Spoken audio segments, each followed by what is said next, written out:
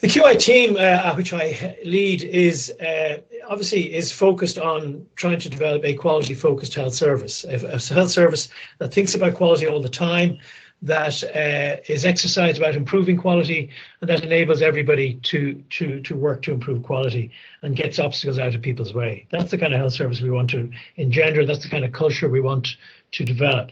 We believe in quality improvement.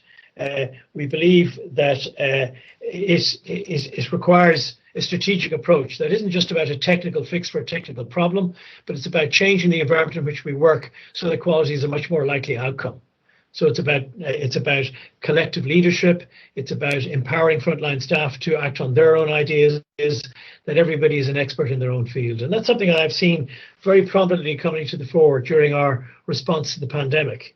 In the pandemic, I've seen people radically change their roles. Our entire team virtually has dedicated themselves to developing the contact tracing. So I think quality improvement has been really crucial in our response to that particular challenge, and has been critical in the response to many challenges that we have faced. So I think what we're going to learn about today is what is the evidence for that? Because in a way, we always have to take the case for quality improvement. We always have to convince people that it's a good idea, that we need it, that it's important. Sometimes I think people feel it's kind of like the icing on the cake. It's a nice idea, but really, are we going to do it? Are we going to invest in it? Not so sure.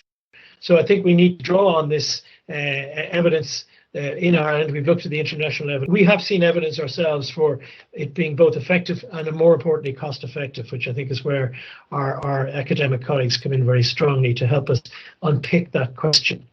I was really delighted on behalf of the HSE in the QI team to commission this piece of research, a really valuable partnership with Professor Jan Sard. Health Outcomes Research Centre was the obvious centre to examine this question for us.